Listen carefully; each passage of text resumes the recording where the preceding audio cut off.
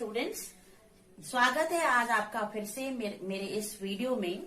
और इस वीडियो के थ्रू आज मैं आपको एक छोटा सा संदेश देना चाहूंगी कि हमेशा ऐसा कहा जाता है बच्चे मन के सच्चे, और इसके थ्रू मैं आज आपको एक संदेश देना चाहती हूँ कि बच्चों हमेशा आपको बहुत बड़े बड़े सपने देखना चाहिए और उन सपनों को साकार करना चाहिए।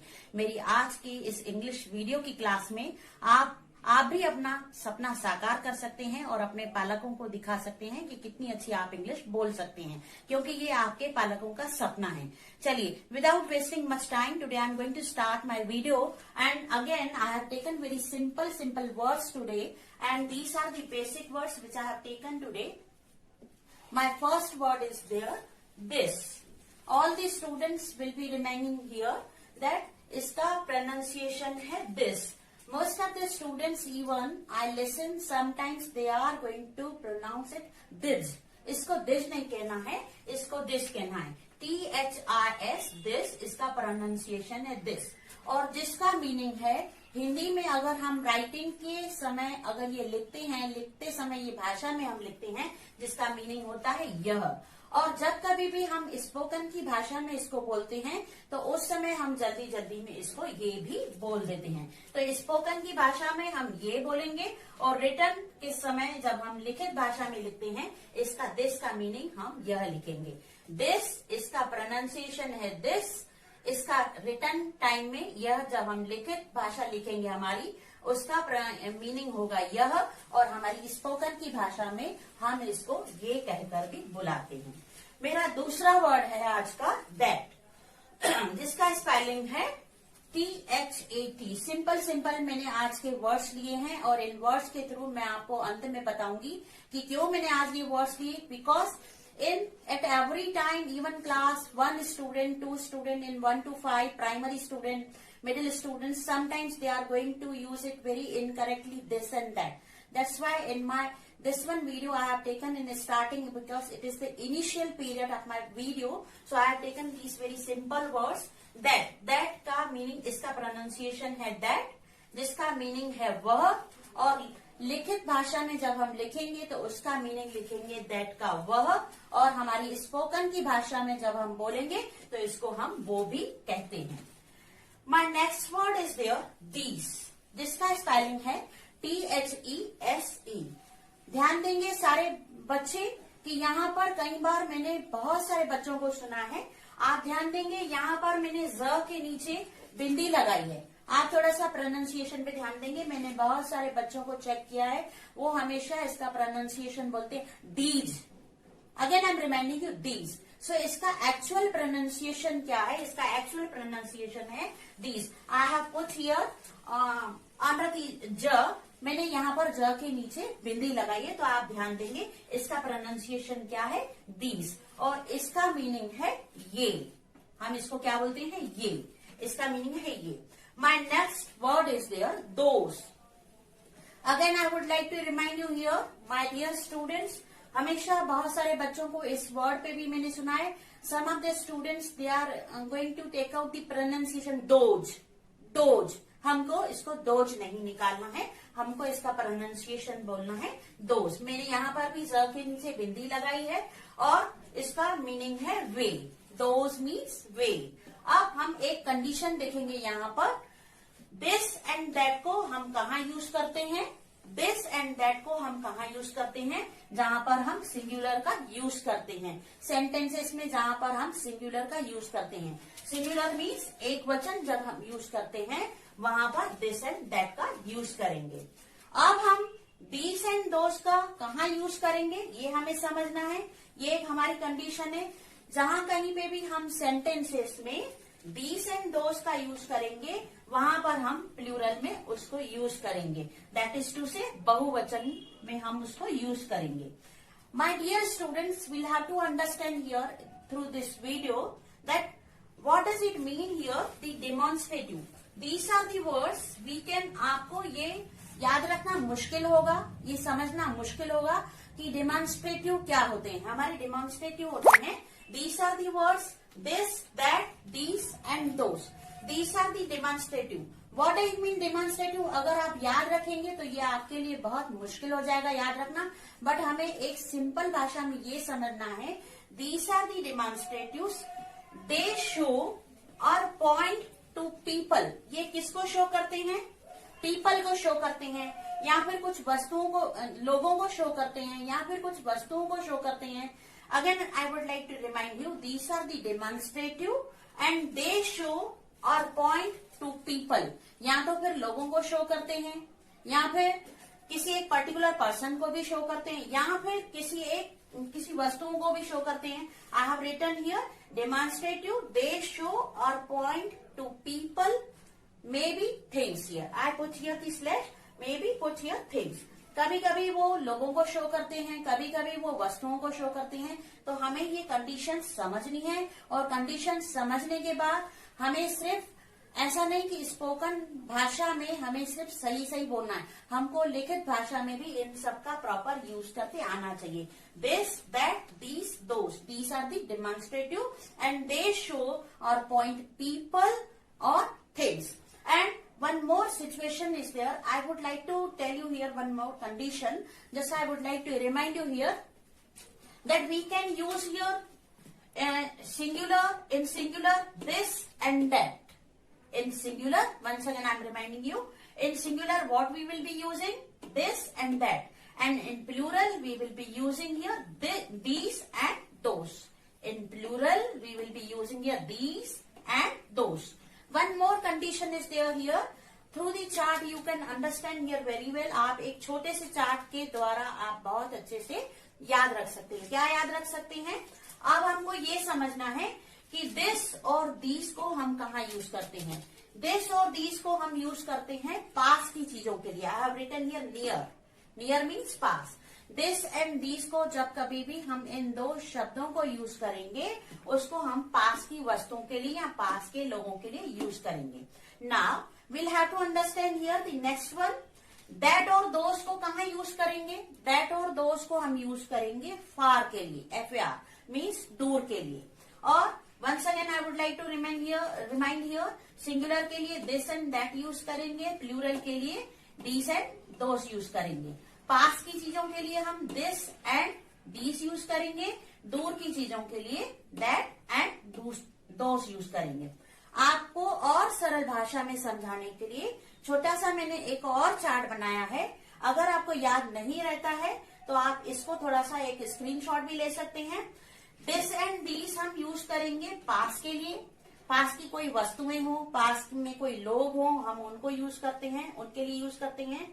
और दैट एंड दोज को हम कहाँ यूज करेंगे? दूर की चीजों के लिए या फिर दूर के लोगों को दर्शाने के लिए। Now I would like to tell here, my dear students, we'll have to we have gone through what are these words, these, that, these, those. These are the demonstrative. They show or point to people or things. I put here the condition. In which condition we'll have to use here singular, plural, near and far. पास के लिए and दूर के लिए. And my next condition is there. I would like to remind you here the same conditions into the sentences now. So, my first sentence is there. We'll have to understand here, my dear students. जब कभी भी, अभी मैंने आपको समझाया कि this को हम सिंगुलर में यूज करते हैं। दिस को हम किस में यूज करते हैं? सिंगुलर में। My first sentence is there. This is a pencil. This is a pencil in my hand. My dear students, practically I'm telling you here and we'll have to learn here and we do not have to get confused here. This is a pencil. यह एक pencil है। यह एक pencil है। This हमने किसके लिए use किया? एक पेंसिल के लिए। यहाँ पर ये आपका क्या है? पेंसिल नाउन है। क्या है? नाउन है। This is a pencil. When same condition is going to, my dear students, just I reminded you, this के लिए हमको एक चीज के लिए यूज करने के लिए हमेशा हेल्पिंग वर्ब कौन सा लगेगा? इज लगेगा।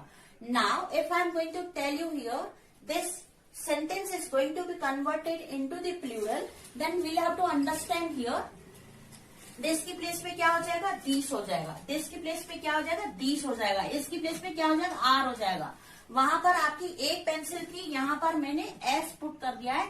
It means it has become the plural.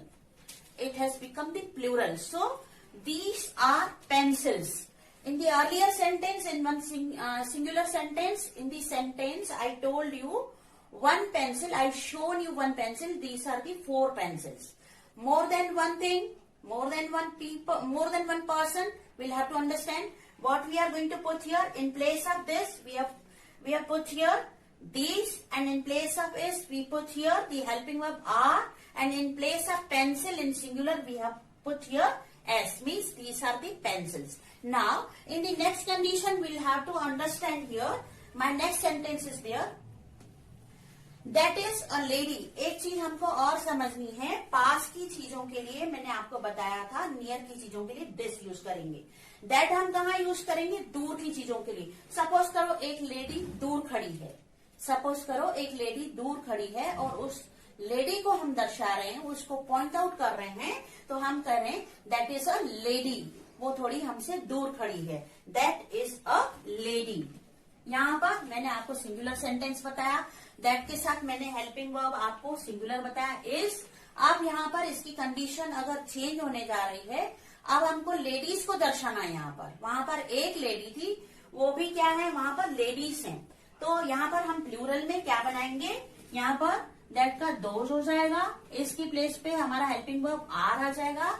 Lady, now these are ladies here, these are ladies. तो हमें सिंगुलर भी समझना है, हमें प्लूरल भी समझना है. I hope I might have clear to all of you. Now the next one sentence is there. We'll have to understand here in the next sentence, this pen is green. Practically I'm going to show you one, this pen is green.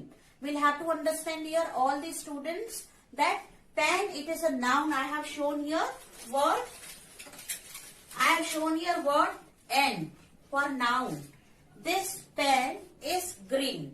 यह pen कैसी है, यह pen हरा है. यह pen कैसा है, इसका कलर कैसा है, यह पेन हरा है.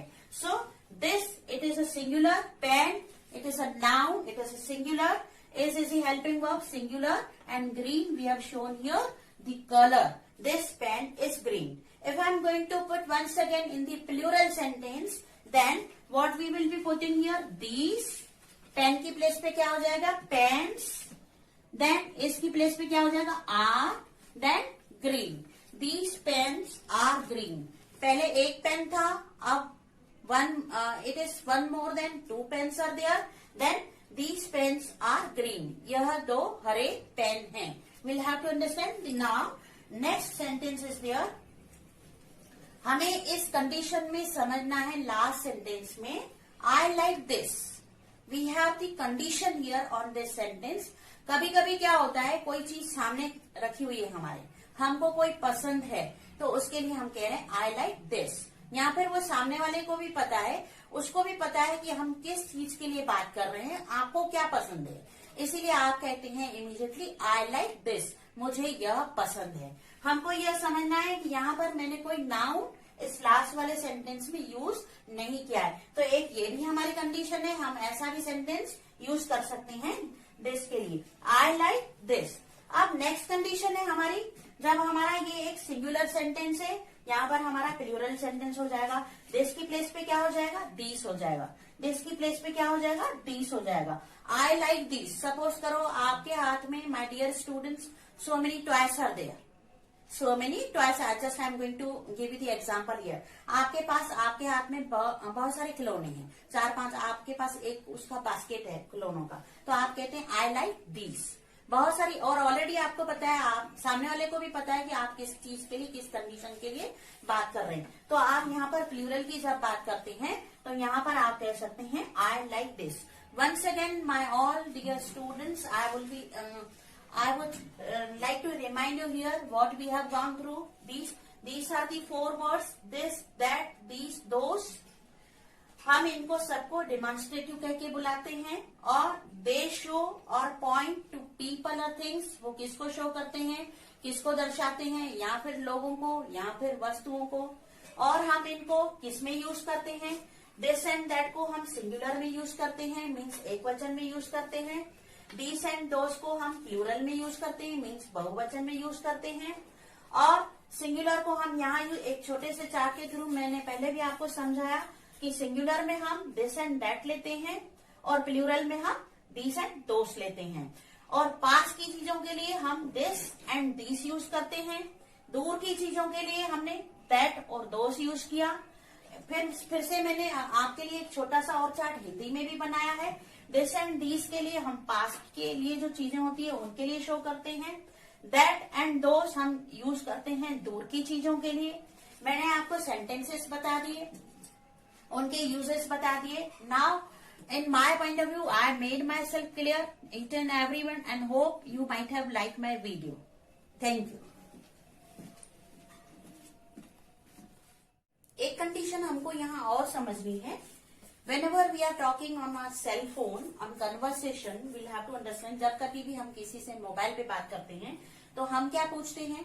किसी से पूछते हैं, हेलो, दिस इज भावना, मैं भावना हूँ, मैं भावना हूँ। तो हम क्या क्वेश्चन पूछते हैं सामने वाले से? इज दैट कंचन, क्या तुम कंचन हो? क्या पूछते हैं हम? इज दैट कंचन। तो हमें ये समझना है कि हमें यहाँ पर पूछना है इज दैट कंचन। यहाँ पर लास्ट में हमारा क्या लगेगा? क्वेश्चन मार्क लगेगा। क्यों? क्योंकि हम क्वेश्चन पूछ रहे हैं।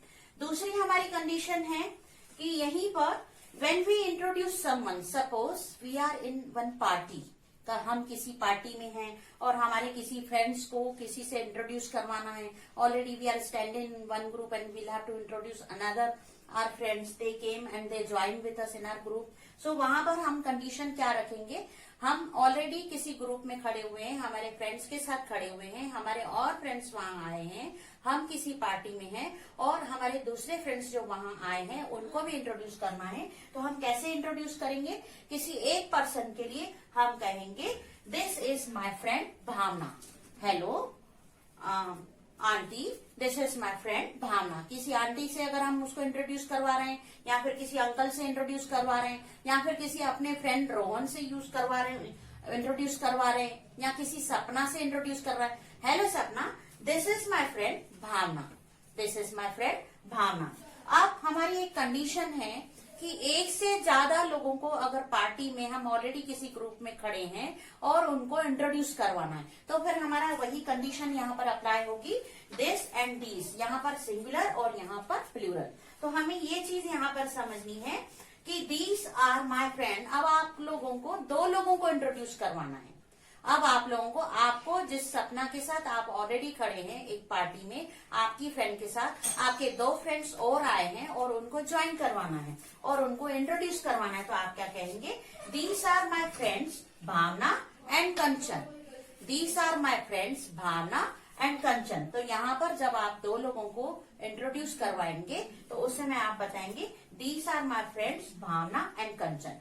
अब आप ऐसा नहीं कर सकते हैं पार्टी में कि आप कह दें कि these are my friends Bhavna and Kanchan. नहीं, ऐसा नहीं। अगर आपको अलग अलग उनको सिंगुलर फॉर्म में यूज करना है तो आप ऐसा भी यूज कर सकते हैं, this is my friend Bhavna, this is my friend Kanchan. आप ऐसा भी यूज कर सकते हैं। Thank you, have a nice day.